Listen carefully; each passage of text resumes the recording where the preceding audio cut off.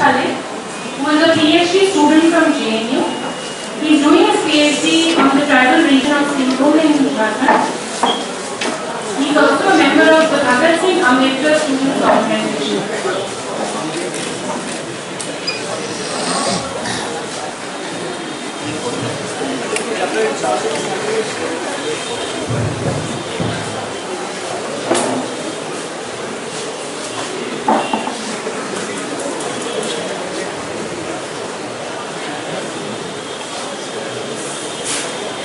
I'd also like to announce that tomorrow there will be a public meeting held, an attack on the campus by RSS at 3:30 p.m.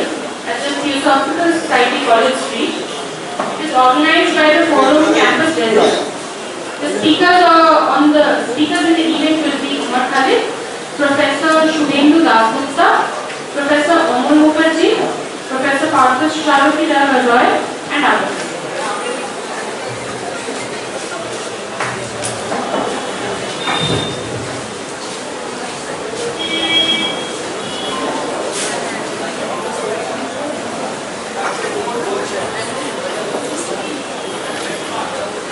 यहाँ जितने भी साथी हैं सबको अपनी तरफ से जय सलाम पेश करना चाहूँगा। मैं यूनिवर्सिटी का कोई ऑफिस बेयर नहीं हूँ, लेकिन उसके बावजूद I think movement I would like to give my सलाम to all of you who क्या आज मैं बात खुश हूँ कि मुझे बस्तर सॉलिडारिटी नेटवर्क ने ये मौका दिया, मैं यहाँ आके इस मुद्दे पे अपना पक्ष रख सकूँ और मैं Bastar solidarity network Alberta chapter को बधाई देना चाहूँगा कि आज के वक्त जब बस्तर के अंदर इस किस्म का एक युद्ध चल रहा है और जिसपे सन्नाटा छाया हुआ है, उस सन्नाटे को तोड़ा गया, उस चुप्पी को तोड़ा गया और इसलिए ये मुहिम आज बहुत जरूरी है। सिर्फ कलकत्ता में नहीं, देश के अलग अलग शहरों में हम लोग इस तरीके के फोरम, इस तरीके के प्लेटफॉर्म हर जगह बनाए और इस सवाल को, इस बात को लोगों तक लेके जाए। साथियों, जब मैं यहाँ आ रहा था, आने से पहले एक न्यूज पढ़ी हिंदुस्तान टाइम्स में।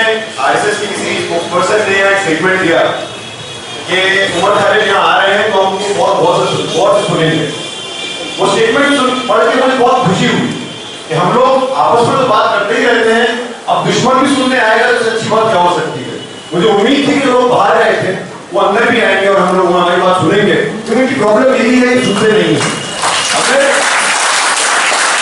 वो लोग सुनना शुरू करते हैं शायद उस पक्ष में ना खड़े रहें, शायद उनका पक्ष बदल जाए, उनकी साइड बदल जाए, उसके तीसरा पक्ष आगे खड़े हो रहे हैं। उसके बावजूद भी उनकी पुरानी आदत हम सुनते नहीं, चिल्लाते जाना है।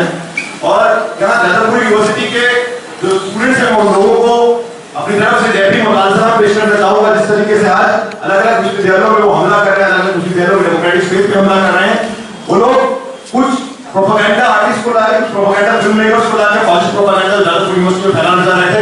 आप लोगों ने उनको मुंहतोड़ जवाब दिया और इसके लिए मेरी तरफ से आपको जय भीम और सलाम। साथियों, आज जब मैं यहाँ आप लोगों के बीच में खड़ा हूँ, जिस विश्वविद्यालय से मैं आता हूँ, उस विश्वविद्यालय में पिछले 2-3 महीने 4 महीने में एक बहुत ही अनप्रेसिडेंटेड अटैक हमको देखने को मिला। जहाँ मीडिया ट्रायल्स करे गए, फर्जी केसेस लगाए गए, वीडियोस को डॉक्टर किया गया और उसके बाद उनको लगा ये सब करने के बाद, पूरा स्टेट मशीनरी मोबिलाइज करने के बाद, कुछ छात्रों को अरेस्ट करने के बाद, कुछ वहाँ के टीचर्स को प्रोवाइड करने के बाद, जेएनयू और देश के तमाम अलग अलग विश्वविद्यालयों के और विश्वविद्यालयों के बाहर जो लोग हैं उनको वो डरा देंगे, उनको वो चुप कर देंगे। लेकिन उसके बावजूद उनके हर एक साजिश को हराया, उनको मुंहतोड़ जवाब दिया और आज 2 महीने पहले मुझे ये उम्मीद नहीं थी कि मैं इतनी जल्दी बाहर आ जाऊंगा। आज उसके बावजूद मैं बाहर और आपके बीच में हूँ और इस बात को हमको लेकिन समझने की जरूरत है। ये जब आज मैं यहाँ खड़ा हूँ, कल एक न्यूज देखने को मिला, अगर हम जेएनयू और बस्तर और विश्वविद्यालय और आदिवासी इलाके इनमें कनेक्शन, अभी बस्तर में कुछ डीयू के, जेएनयू के और बाहर के प्रोफेसर बस्तर गए फैक्ट फाइंडिंग टीम तरफ से वहां गए और पिछले कुछ दिनों में जो अलग अलग तरीके अपनाए जा रहे हैं कि बस्तर से कोई आवाज ना निकले, उसको उसके despite those threats they went there, वहां उन पे अलग तरीके से क्रैकडाउन किया गया और बताया गया कि वो लोग माओवादी के समर्थक हैं और यहाँ लोगों को भड़काने आ रहे हैं। एक ये पिछले वहां छत्तीसगढ़ के अंदर 2-3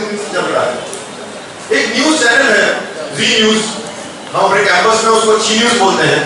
कल रात में उसने एक स्टोरी किया, ये बताया गया कि जेएनयू के प्रोफेसर्स अब जेएनयू के छात्रों को उन्होंने ज्वाइन कर लिया इंटरनेशनल एक्टिविटी में, और वहां वो जाके आदिवासियों को भड़का रहे हैं, आदिवासियों को माओवादियों के साथ जुड़ने के लिए बोल रहे हैं और सरकार के खिलाफ बोल रहे हैं। ये बात कि आदिवासी भी पॉलिटिकल डिसीजन ले सकते हैं कि माओवादियों के साथ जुड़ना है या नहीं जुड़ना है, माओवादियों का पक्ष लेना है या नहीं लेना है, ये बात कि आदिवासी वहां पे खुद डिसाइड कर सकते हैं, जी न्यूज के लिए समझना बहुत मुश्किल है। हम जानते हैं जी न्यूज के आका और जितने लोग वो बैठे हैं, उन लोगों के लिए इस देश के दलितों का, इस देश के आदिवासियों का, इस देश के अल्पसंख्यकों का कोई पॉलिटिकल एजेंसी, कोई पॉलिटिकल माइंड नहीं है। उनको लगता है सिर्फ वही सोच सकते हैं और बाकी लोग नहीं सोच सकते।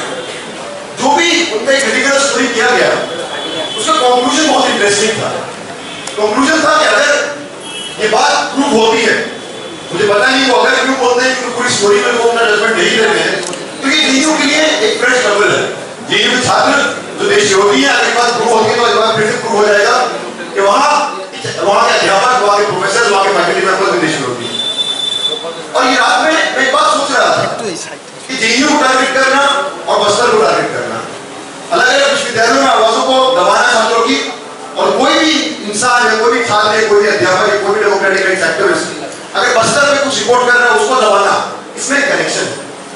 जब हम विश्वविद्यालयों में अटैक की बात करते हैं, चाहे हमने एफटीआई में देखा, हमने एचयू में देखा, हमने जेएनयू में देखा, हम जादवपुर यूनिवर्सिटी में देख रहे हैं और उसके खिलाफ लड़ भी रहे हैं, लेकिन एक चीज को हमको समझना पड़ेगा, the attack on the universities is part of a larger attack on the people of this country.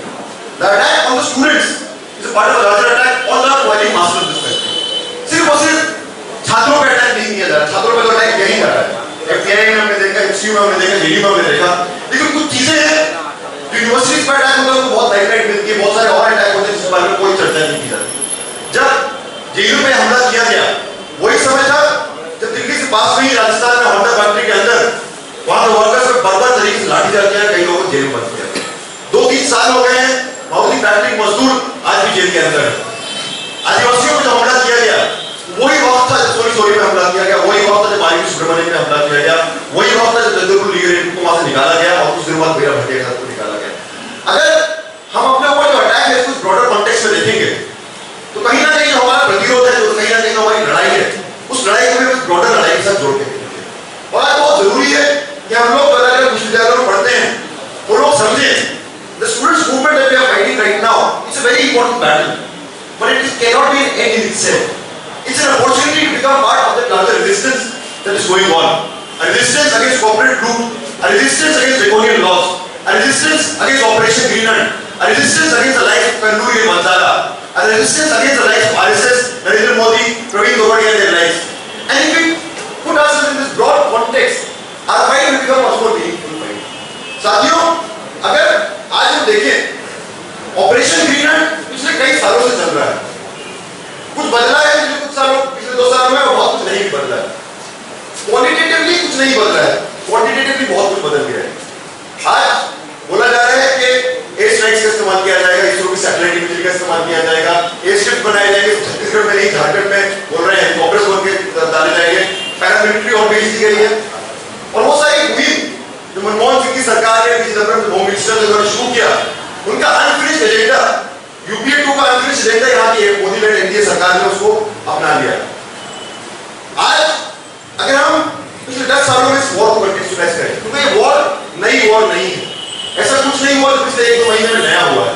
पिछले 10-15 सालों से, 10-15 के उससे भी ज्यादा, लेकिन खासतौर से पिछले 10 सालों में ये वॉर ने एक with time it is got only more and more going.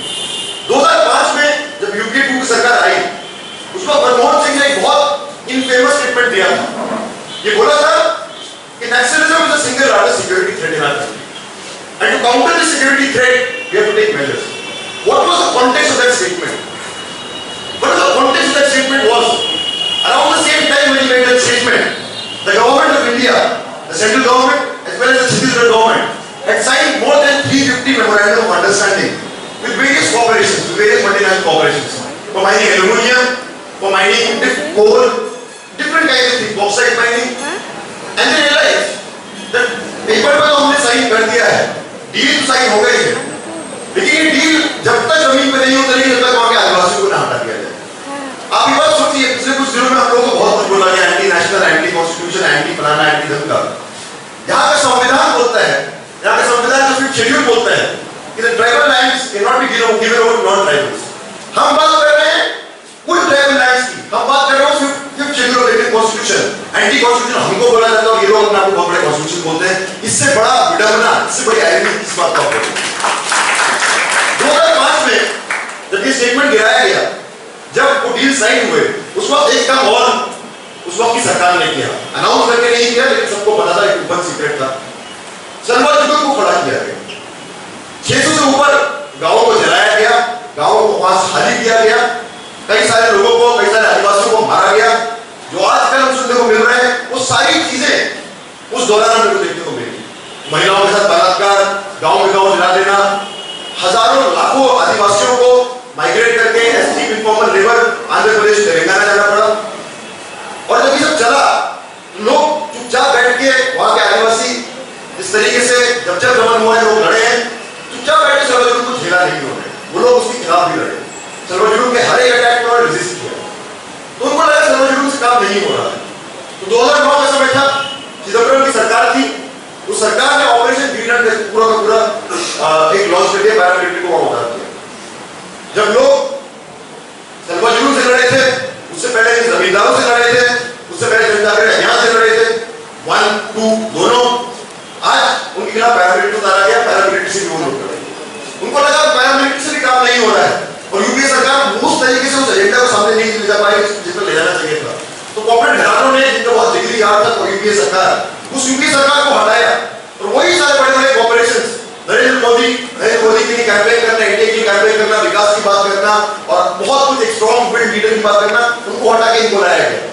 और ये लोग जब से आए हैं, पहला काम मोदी सरकार ने जो किया था वो था 100 या 200, 100 या 110 क्लियरेंसेस जो पिछले 5-6 साल चढ़ के एनवायरमेंट क्लियरेंसेस और सारी चीजों को, उन सबको क्लियर किया और फायर पावर जंग में ऐड किया और वहां और पैरामिलिट्री और पुलिस और अब बोल रहे हैं वहां आर्मी कैंप बन रहे हैं, वहां एयरशिप्स बन रहे हैं। जब लोगों ने आपके नटेदों से लड़ा, जब लोगों ने जनजागरण अभियान से लड़ा, जब लोगों ने सलवा जुलूम से लड़ा, जब लोगों ने सीआरपीएफ से लड़ा, तो आप वहां आर्मी और एयरफोर्स भेज के लोग आर्मी और एयरफोर्स से लड़ना सीखे। आज ये लड़ाई है तो आदिवासियों की जल जंगल जमीन की लड़ाई है, ये सिर्फ उनकी जल जंगल जमीन की लड़ाई नहीं है। आने वाले दिनों में हमारे क्या समाज होगा? हम सारे लोग जो यहाँ बैठे हैं सिर्फ आदिवासी अपने लिए नहीं लड़ रहे, आदिवासी वहां हमारे लिए लड़ रहे। हम लोग आज अगर इस जिम्मेदारी को समझेंगे तो आज हम अपना सही चुनेंगे। साथियों, पिछले 10 सालों में ये एक और समय ऐसा है जब एक ग्लोबल लेवल पे इकोनॉमिक क्राइसिस चल रहा है। पूंजी को मुनाफा कमाने के लिए नए नए एवेन्यूज तलाशने पड़ रहे हैं और नए नए एवेन्यूज जब तलाशेगा तो उसको what we are seeing is a drive towards more and more militarization। ये जानते हैं कि ये सारे पॉलिसीज जनता के हित में नहीं है, ये जानते हैं ये सारे पॉलिसीज जनता इसको स्वीकार नहीं करेगी और इसीलिए जो आज हम बात कर रहे हैं, जो कमल शुक्ला ने बोला, एक पुलिस स्टेट, एक मिलिट्री स्टेट की तरफ छत्तीसगढ़ बढ़ रहा है, उन इकोनॉमिक पॉलिसीज का ही नतीजा है कि आज समय आपको मिलिटराइज करना पड़ेगा। अगर आप बजट को देखें तो बजट में हर साल शिक्षा में हेल्थ में कटौती की जाती है और एक चीज में हर साल बढ़ोतरी की जाती है, वो है डिफेंस। अभी बात कर रहे हैं डिफेंस में एफडीआई को लेकर आना है। जो इजराइल और अमेरिका जो ग्लोबल लेवल पे आर्म्स डील करते हैं, उन लोगों को मुनाफा कमाना है, सिर्फ कंपनियों को नहीं, वो सारी वॉर मशीनरी और पूरा जो आर्म्स ट्रेड है उनको भी मुनाफा कमाना है। इसीलिए वो वहां जाके इस तरीके से एफडीआई को बुलाया जा रहा है। एक और बात, मोदी सरकार ने अच्छे दिन के वादों में ये बोला कि नौकरियां बढ़ेंगी, 2 साल हो गए हैं, नौकरियां नहीं बढ़ी हैं। एक जगह आपको पूरी नौकरी मिल जाएगी, वो पुलिस और पैरामिलिट्री में। और वो चाहते हैं कि आज अगर आप पिछले कुछ दिनों में देखें, हमारे खिलाफ जो प्रोपेगेंडा किया गया, उस प्रोपेगेंडा में ये बोला गया कि आप लोग जब नक्सली पुलिस को मारते हैं तो आप लोग उसके जश्न मनाए जाते हैं। सारी झूठ बातें। जब पैरामिलिट्री को मारते हैं तो आप जश्न मनाए जाते हैं। जब लांस नायक हनुमंता मारे तो आप कश्मीर में प्रोग्राम कर रहे थे। एक समय जब मैं वाटर गोस्वामी शो में गया था, उन्होंने भी लांस नायक हनुमंता के बारे में बात करना शुरू किया तो मैं उनको जवाब देना चाहता था, वो जवाब सुनना नहीं चाहते थे, तो उन्होंने वहां माइक बंद कर दिया। आज इस माध्यम से मैं उनको जवाब देना चाहूंगा। एक समय जब इतना propaganda lance Naik Hanumantha, military, soldier, CRPF, Indian army, एक समय सेल्फ डाउट में ऐसा लगा कि मैंने ही तो किसी लांस नायक हनुमंता को जवानों को नहीं मारा, मतलब इसको कंप्लेन किया जा रहा है ऐसा कुछ हुआ है। Lance Naik Hanumanka did not die of the enemy bullets. Lance Naik Hanumanka, we have to ask this question today. Who killed Lance Naik Hanumanka? Lance Naik Hanumanka died in an ambulance in Siachen. In Siachen, because both the governments of India and Pakistan have militarized it for their own political, economic and strategic interests. They have militarized that region. And every year, several soldiers die. Not us. They are responsible for the death of Lance Naik Hanumanka. We need to underscore this point again and again. एक बात, अगर आप कश्मीर में paramilitary, military, army और छत्तीसगढ़ में paramilitary और police के कुछ आंकड़ों को देखें, तो नक्सलाइट मूवमेंट की तरफ से, कश्मीर मिलिटेंट्स की तरफ से कम सोल्जर्स मरते हैं, डिप्रेशन में ज्यादा सोल्जर्स सुसाइड करते हैं, मलेरिया से ज्यादा सोल्जर्स मरते हैं। आप एक तरफ इस सोल्जर्स की लाइफ की दुहाई देके हम पे दमन करना चाहते हैं, दूसरी तरफ आप उन सारे लोगों को एक कैनन फॉडर की तरह इस्तेमाल कर रहे हैं उन लोगों के खिलाफ लड़ने के लिए जो उसी वर्ग से आते हैं। लेकिन इसमें एक क्वालिफिकेशन मैं जरूर देना चाहूंगा, सोल्जर्स वहां कर क्या रहे हैं। और जो जब अंग्रेजों का शासन रहा, अंग्रेजों ने 200 साल यहां शासन किया, तो अंग्रेजों ने मिलिट्री ब्रिटेन से नहीं लाए, यहीं से लोगों को रिक्रूट किया था। चाहे वो संताल रूल हो, चाहे वो मुंडा रेबेलियन हो, ऐसे सैकड़ों रेबेलियन क्रश किए गए यहीं के लोगों के द्वारा। और जब लोग लड़े तो उनके ये राइट है, क्योंकि जॉर्ज बुश इराक नहीं जाएगा लड़ने के लिए, वहां के करीब अमेरिका वालों को लेकर भेजेगा। नरेंद्र मोदी छत्तीसगढ़ नहीं जाएगा, नरेंद्र मोदी कश्मीर नहीं जाएगा, नरेंद्र मोदी मणिपुर नहीं जाएगा, रमन सिंह और राजनाथ सिंह नहीं जाएगा, वहां अपने सैनिकों को भेजेंगे। और सैनिक जब जाके वहां गांव के गांव को जलाएंगे, सैनिक जब जाके वहां उनको इंप्यूरिटी दी जाएगी, आपको जो करना है वो कीजिए, लोग भी लड़ेंगे और लोगों का अधिकार है। और आज के समय बहुत जरूरी है कि हम सारे लोग जो न्याय की बात करते हैं, जो इंसाफ की बात करते हैं, जो जज्बात खड़े हैं, उस लड़ाई के साथ उस लोगों के जल जलकर जमीन और अपनी अस्तित्व को बचाने की लड़ाई के साथ आगे को खड़ा होना पड़ेगा। एक लिबरल लॉजिक में आज के समय हम दोनों साइड्स को ब्लेम करके we cannot search for an exit route. I mean, when people in power maintain themselves in power, breaking the laws that they have themselves established, like the schedule, peace must be considered already broken. They have broken the peace, and we are not here for some abstract peace, peace of the graveyards of peace, जो जिस तरीके से पूरे हमारे देश को एक पाकिस्तान बना देना चाहते हैं और बोलते हैं कि पीस। जब वो जी न्यूज का कल रिपोर्ट पढ़ रहा था, मैं जी न्यूज और रिपोर्ट देख रहा था, तो जी न्यूज एक एफआईआर जो वहां दर्ज हुई है, गलती एफआईआर, उसको पढ़ के सुना रहा था। वो एफआईआर मतलब इतना स्केरी नहीं होता और वो इनका एजेंडा इतना स्केरी नहीं होता, हम सब बैठ कर उसमें हंसी सकते थे। ये बोला गया कि इतने सालों बाद हमारे गांव में शांति आ रही थी, इतने सालों बाद हमारे देश में विकास आ रहा था, और ये नक्सली लोगों को समर्थक आके हमको फिर वहां धकेलना चाहते हैं, जिसके बाद इससे हम बाहर निकल कर आए हैं। आज शब्दों का मतलब, जो साथी मीरा भी बोल रहे हैं, शब्दों का मतलब बदल गया है। अगर आप काउंटर इंसर्जेंसी मैनुअल्स पढ़ें, तो काउंटर इंसर्जेंसी मैनुअल्स आज के समय छत्तीसगढ़ में बात करते हैं, जो अमेरिका ने अफगानिस्तान में यूज किया, वो बोलते clear, hold and develop. What does this mean? Clear means clear the entire area of the Adivasis, burn their villages, rape their women, go after every dissenting voice, go after every democratic voice. What happened in Sri Lanka, replicate that. Hold that region by military force. Hold that region through satellite imaging. Hold that region through all kinds of anti-military apparatus. And when this is developed, that means more and more capital investment and a certain kind of development which does not look at human dignity, which looks at everything of profit, and which wants to earn profit each and every avenue. आज जब हम लोग बात करते हैं कि पिछले 60 साल में बस्तर में, छत्तीसगढ़ में, झारखंड में, उड़ीसा में और बहुत सारी जगहों पे विकास नहीं पहुंचा, मैं इसे डिसएग्री करता हूं। विकास पहुंचा है, यही है विकास, जो विकास का मॉडल है उस विकास में यही होगा, क्योंकि आप विकास सिर्फ मुनाफे के लिए कर रहे हैं। आप विकास, आपने कभी इंसानों को इंसानों की तरह ट्रीट नहीं किया, आपने कभी आदिवासियों को एक्नॉलेज नहीं किया, वो एग्जिस्ट करते हैं।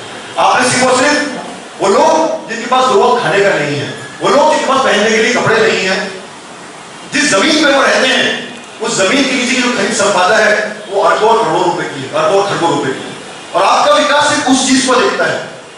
तो development is not a solution, it's actually the problem.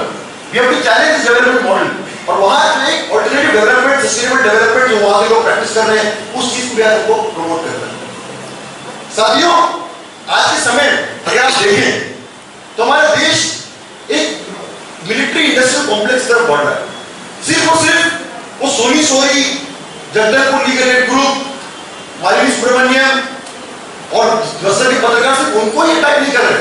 अगर आज पिछले कुछ दिनों में यहाँ के मिनिस्टर्स का अगर आप जुडिशरी की तरफ बयान देखें तो वो दिखाएगा वो कितनी भयानक स्थिति बढ़ गई। कुछ दिनों पहले एक दलित मजिस्ट्रेट सुकमा का उसको डिसमिस कर दिया जाता है। उसका क्या फायदा था? जितने आप वहां के आदिवासियों को गलत केस में पकड़ के लेकर आते हैं उनमें से कई लोगों से बेदखली देख के केस का baseless. The district magistrate of Sukma was dismissed from Sukma। बोला गया कि ये आप एक रोड ब्लॉक है हमारे नेशनल सिक्योरिटी के लिए।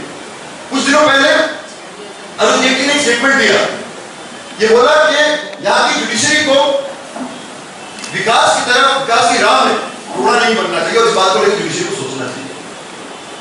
कुछ दिनों पहले जो नेशनल सिक्योरिटी एडवाइजर है अजीत डोभाल, उन्होंने एक मीटिंग किया सारे के सारे एमिनेंट सुप्रीम कोर्ट जजेस और चीफ जस्टिस ऑफ इंडिया के साथ, और ये बोला कि आने वाले दिनों में fight terrorism for national security, the security agencies and the judiciary needs to have a synchronised approach. I mean nothing can be more dangerous than this. मतलब this is the government of the day. जो लोग हम लोगों को बोलते हैं हमको यहाँ की न्यायपालिका में भरोसा नहीं है और ये सब नहीं है, ओपनली थ्रेट कर रहे हैं जुडिशरी को, जो अरुण जेटली का बयान है। Fall in line, otherwise what happened to the Sukma magistrate would happen to more judges, and it's a very dangerous situation that is there in front of us। अगर आप एक और चीज देखें तो शब्दों का, जैसे मैंने बोला, हमारे देश में जो अगर एक वॉर का सिचुएशन है, जो हम राइट टू डिसेंट की बात करते हैं और राइट टू डिसेंट के टर्म्स के बारे में बात करते हैं, हम ड्रैकोनियन लॉस के बारे में बात करते हैं, it's a logical consequence of that military war that's happening in the state of Bastar, and actually the theater of this war every day is expanding। मतलब what we see in Bastar is a military onslaught। लेकिन एक दिन नहीं गुजरता, और मैं यहाँ सिर्फ रिपोर्टेड इंसिडेंट्स की बात कर रहा हूँ, एक दिन नहीं गुजरता जब आप मीडिया में कहीं नहीं पढ़ेंगे, you will not miss a single day where it will be reported that in some part, in some corner of this country, a Muslim, a Dalit, an Adivasi, a woman or someone from an oppressed sexuality has got faced violence। एक दिन दिल्ली के अंदर कुछ मदरसा के students को मार दिया जाता है, बोल के भारत माता के बारे में नहीं बात करते, आप भारत माता की जय नहीं बोल रहे। एक दिन जाके जर्जिस को दिला दिया जाता है। और ऐसे एग्जाम्पल गिनाए एग्जाम्पल बहुत सारे एग्जाम्पल्स हैं। और ये जो थिएटर ऑफ वॉर है, आज के समय में विश्वविद्यालयों को चुन लिया एज वॉर जोन्स।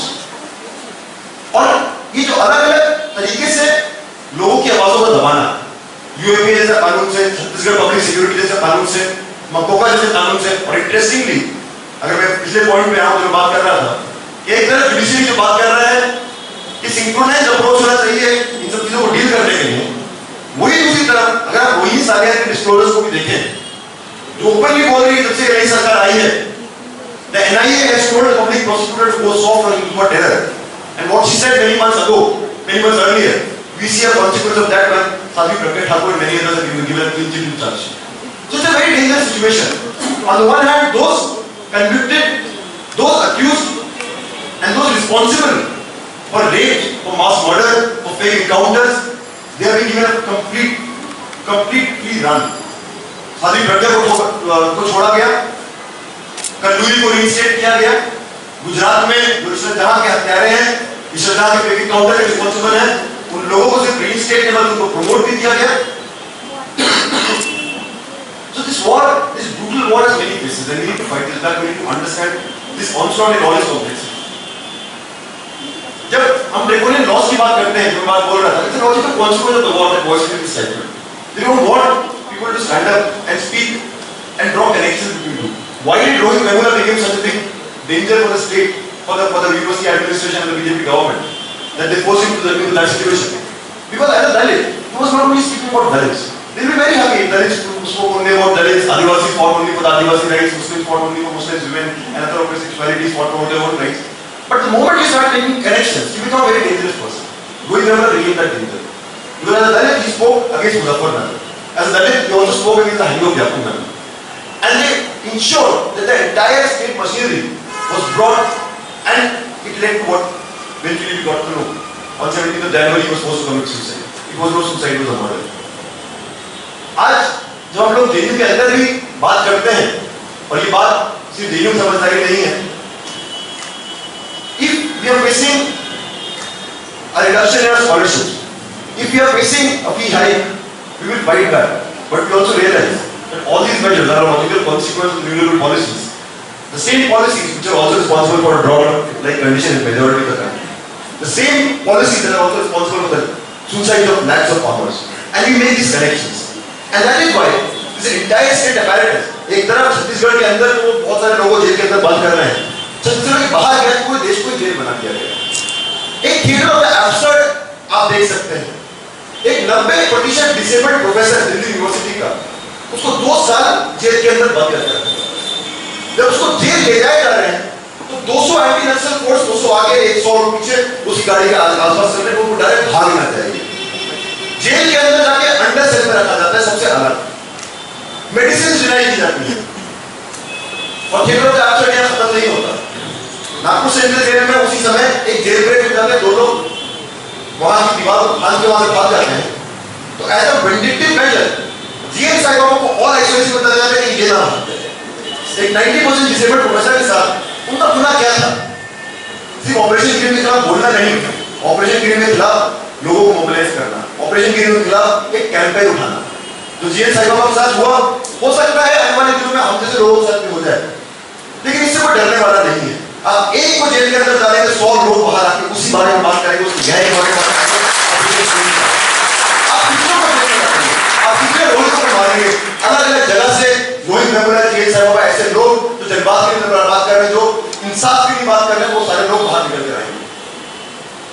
इस थिएटर ऑफ द एब्सर्ड में देश को बेचना, देश की खनिज संपदा को बेचना, देश की श्रम को बेचना, ये बोला जाता है कि are acting in the interest of national sovereignty. इस थिएटर ऑफ द एब्सर्ड में छत्तीसगढ़ में पैरामिलिट्री भेजना, वहां के गांव को चलाना, महिलाओं के साथ बलात्कार किया करना, ये बोला जाता है कमिटमेंट टू डेमोक्रेसी। इस थिएटर ऑफ द एब्सर्ड में वो लोग जो कम्युनल दंगों में जिम्मेदार हैं, वो लोग जो गुजरात मुजफ्फरनगर दंगों के जिम्मेदार हैं, वो लोग जब शासन में बैठते हैं तो बोलते हैं we are committed to secularism. This is a theatre of the absurd. We need to understand. तो गालियाना बोलता है what's have given a new meaning, it's an upside down world that we are living in. और आज के समय ये सारी लड़ाइयां एक साथ जुड़ी हुई। इसी थिएटर ऑफ द एब्सर्ड का एक और मैनिफेस्टेशन है, जब दादरी में अखलाक को रिलीज किया जाता है तो पहला कंसर्न ये नहीं रहता कि इंसान की जान चली गई, पहला कंसर्न ये रहता है कि मीट का फॉरेंसिक एग्जामिनेशन कराना है कि ये बीफ है या मटन। इन सारी चीजों को हमको समझना जरूरी है, इन सारी चीजों को जोड़ना जरूरी है। आज अगर मैं बस्तर में जो हो रहा है उसको जीने के कवि जिनका पिछले साल निधन हुआ, कवि विद्रोही, कॉमरेड विद्रोही शब्दों में बोलूं, ये जो जंग है ये छिड़ी नहीं छेड़ी गई है, ये जो आग है और लगी नहीं लगाई गई है। लेकिन अगर आपने लगा दी है तो हम उसको चैलेंज के बतौर एक्सेप्ट करते हैं कि आपके हर एक ऐसे मुहिम को, हर एक ऐसे चैलेंज को, हर एक ऐसी चीज को चुनौती के बतौर लेकर आपके खिलाफ लड़ेंगे।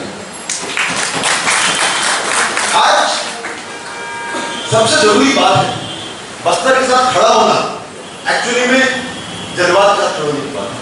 और आज समाज के जज्बातीकरण के लिए लड़ना बहुत जरूरी है। ये लोग जो भारत माता चिल्लाते रहते हैं और ये एक पेट्रियोटिज्म का टेस्ट मांगते हैं। अभी भी मेरे पीछे आके जर्नलिस्ट ने पूछा क्या भारत माता की जय पूछे बोलेंगे, क्या भारत माता की जय बोलेंगे? बाहर वाले लोग बोल रहे हैं। सोनी पे ऐसे अटैक किया जाता है। डेल्टा मेघवाल एक दलित महिला, उसका रेप और मर्डर किया जाता है। जिशा केरल में उसका रेप और मर्डर किया जाता है। आप कौन सी भारत माता की बात कर रहे हैं? I mean, we don't believe in any concept of Bharat माता. We don't believe in all these concepts. We got a bluff on all these. We are attacking different systems. I mean, we are with the people of this country. We are with the fight of the Adivasis for the Jal Zameen. We are with the fight of the students for their right to education. We are with the fight of the students against privatization, against Brahmanism. Actually, one thing that is very important for us to understand, to be able to resist that. Many things did not change when it comes to the higher education sector, but something also changed in the last 2 years. वहां बोला पिछले 10 साल से ही जब आप police में थे तो ये डिस्टिंक्शन पुलिस में बना थे, चाहे हेल्थ का हो चाहे खनिज संपदा का हो, उसको और एग्रेसिवली इसको लेके जाया जा रहा है। लेकिन साथ ही साथ एक ब्राह्मणवादी, हिंदुत्ववादी, फाशिवादी सोच को हमको थोपा जा रहा है, विश्वविद्यालयों का जो थोपा जा रहा है, विश्वविद्यालयों को बाहर थोपा जा रहा है, जंगलों में थोपा जा रहा है, आदिवासियों पे थोपा जा रहा है, महिलाओं पे थोपा जा रहा है, मुसलमानों पे थोपा जा रहा है। इस इडियोलॉजिकल चुनौती को हमको लेना बहुत जरूरी है। आज ये बात अरुण जेटली भी स्वीकार करते हैं कि जिन लोग जो उन्होंने जेएनयू के साथ किया और एचयू के साथ किया, this was an ideological war, an ideological, let me also add one more word, psychological war that they build against. ये लोग जो अलग-अलग जगह जाके जब कुछ लोग बात करते हैं, प्रोटेस्ट करते हैं, they want to intimidate us. They want us, because so much is happening and so many people are speaking about it, they want to ensure that people go back into silence. But it's very important that we realize what it is. These are just mind games. These are people who are cowards. I mean, they have absolutely no support amongst the people. They may be in a majority in the government. They may have all the police, all the state apparatus, but they cannot tolerate the fact that people can question them. They cannot tolerate the fact that people see through them. And that's why they resort to all these kind of things. So the entire media trial, the entire all these जो होता रोज करते रहते हैं, इसको हमको समझने की जरूरत है। सिर्फ और सिर्फ ये माइंड गेम इनटू जो इन्होंने कल अक्षर प्रसाद और इंद्र सुंदर किया, सिर्फ और सिर्फ इसीलिए किया, वो नहीं चाहते कि और लोग बस्तर जाए और लोग जाकर बस्तर के बारे में बात करें। आज इस हॉल में जितने भी लोग हैं, वहाँ रमन सिंह और कंडूरी के मुंह में बहुत बड़ा तमाशा है कि आज हम यहाँ इस देश में, इस शहर के अंदर और आने वाले शहर के बाहर हम बस्तर के ऑपरेशन यूनिट के खिलाफ, उसे बस्तर से नहीं, छत्तीसगढ़, झारखंड में, उड़ीसा में जहां जहां चल रहा है उसके खिलाफ हम बोलेंगे। साथियों, अंत में बस मैं एक बात बोलना चाहूंगा। एक और सवाल जो बार बार पूछा जा रहा है, आप तो जीएनयू में पढ़ते हैं, आप इस कई लोग जलंधर यूनिवर्सिटी में पढ़ते हैं या अलग अलग यूनिवर्सिटी में बंगाल में पढ़ते हैं या यूनिवर्सिटी से बाहर हैं, आप लोग का बस्तर से क्या रिश्ता है? जब मैं जेल में था तो वहां पुलिस पूछती थी आपको कश्मीर से क्या रिश्ता है? जेल के अंदर मैंने जवाब नहीं दिया, ये सोचा जवाब दूंगा शायद पुलिस ऊपर मार देगा, तो वहां टेक्निकली चुप रहा। लेकिन आज जवाब देना चाहूंगा कि हम सब लोगों का बस्तर से और कश्मीर से क्या रिश्ता है? हम सब लोगों का बस्तर और कश्मीर से इंसानियत का रिश्ता है। हम सब लोगों का बस्तर और कश्मीर से दर्द का रिश्ता है, और हम सब लोगों का बस्तर और कश्मीर से संघर्ष का रिश्ता है। और इस संघर्ष को हमको आने वाले दिन में आगे लेकर जाना है। आज के समय जो बात कंक्लूड करते हुए वीरा बोल रहे थे कि जब हम जन्माधिकरण की बात करते हैं, जब हम समाज के जन्माधिकरण की बात करते हैं, जिस बात की कल्पना बाबा साहब अम्बेडकर ने कही थी, तो बाबा साहब अम्बेडकर ने बहुत कुछ बोला जाता है, बहुत कुछ अप्रोप्रिएट करके बोला जाता है कि उन्होंने संविधान लिखा था।